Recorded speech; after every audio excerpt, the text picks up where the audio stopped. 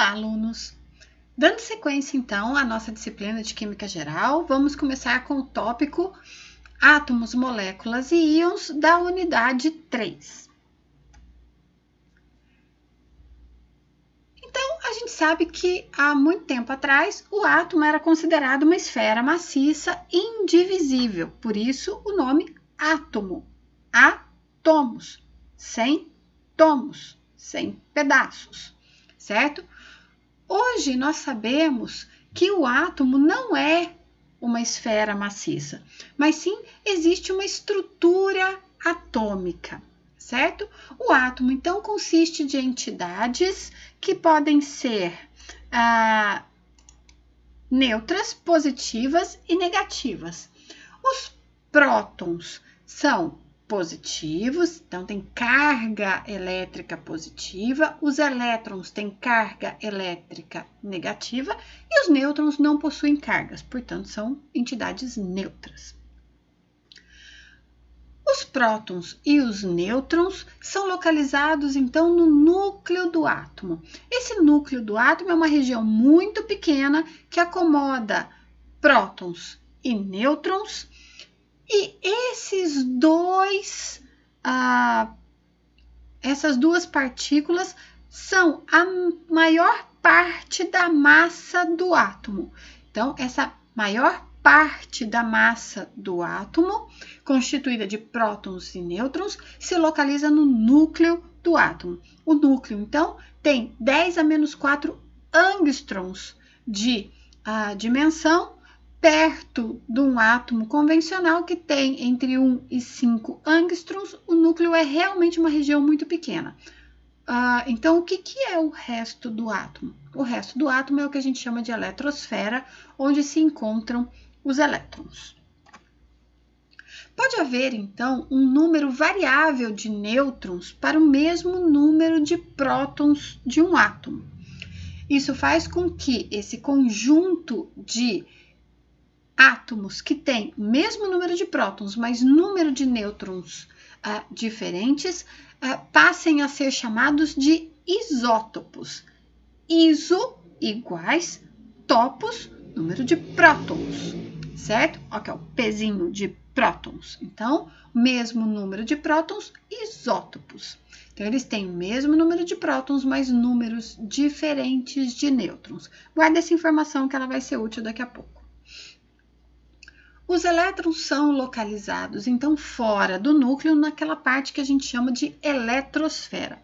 A eletrosfera é a maior parte do átomo, sem sombra de dúvidas.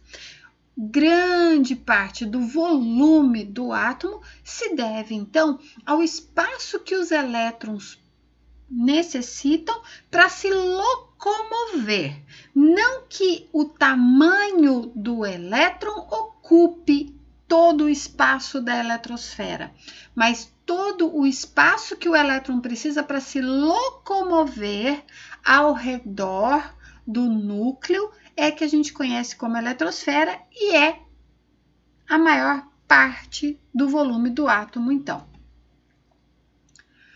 A visão moderna da estrutura atômica, então, trabalha com isótopos, números atômicos e números de massa. Esses três conceitos são a base do que a gente conhece como estrutura atômica hoje. O que é esse número atômico? O número atômico é representado pela letra Z e é o número de prótons no núcleo de um átomo. O número de massa, por sua vez, é representado pela letra A e é o número total de nuclídeos no núcleo, por exemplo, prótons ou nêutrons. Sim, nuclídeos são as partículas subatômicas encontradas no núcleo do átomo. Por convenção, peraí, professora, por convenção, como assim convenção? A gente tem uma entidade chamada IUPAC, né? União da Química Pura e Aplicada. Acho que é isso mesmo, deve estar faltando alguma coisa. E o PAC é quem define toda a nomenclatura química que a gente usa em todas as línguas. Então, quando a gente fala por convenção, a gente está dizendo que teve uma reunião da IUPAC e eles decidiram isso, certo? Então, por convenção, para um elemento X qualquer, a gente escreve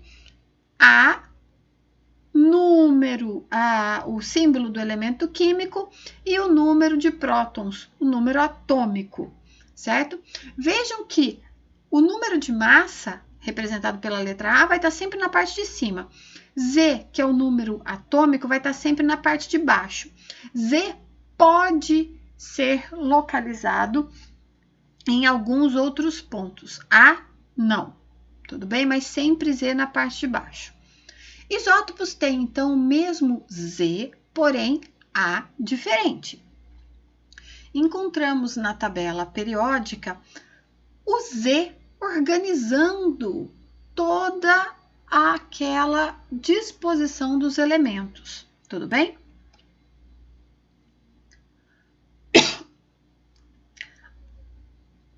Quando a gente fala, então, de massa atômica, a gente está falando de uma escala onde a gente está trabalhando com o que a gente conhece como peso, massa. É isso mesmo, peso, massa. Só que a gente está trabalhando com isso numa escala muito pequena, então a gente precisa criar uma escala nova. Essa escala é conhecida como escala de massa atômica. Para vocês terem ideia, a massa do átomo mais leve que tem na natureza, que é o hidrogênio de massa atômica número 1, é 1,6735 vezes 10 a menos 24 gramas. Gramas, professora? Gramas do presunto da mussarela? É isso aí, grama do presunto da mussarela. Então, vejam que se eu pegar 1 grama e dividir em 24 partes, o elemento químico que tem a massa atômica mais leve conhecido tem 1,6735 vezes essa uma parte dessas 24 partes do grama. O oxigênio, por sua vez, tem massa atômica 16 e tem como massa atômica 2,6560 vezes 10 a menos 23 gramas. A gente define, então, a massa atômica como 1/12 da massa do carbono 12. Por que foi o carbono 12? Sinceramente, nesse exato momento, eu não sei. Se alguém descobrir, por favor, posta no grupo, que vai ser uma questão bem interessante. Mas aí o PAC pegou o carbono 12, o carbono de massa atômica número 12, dividiu a massa dele em 12 partes e chamou cada uma dessas partes de 1U.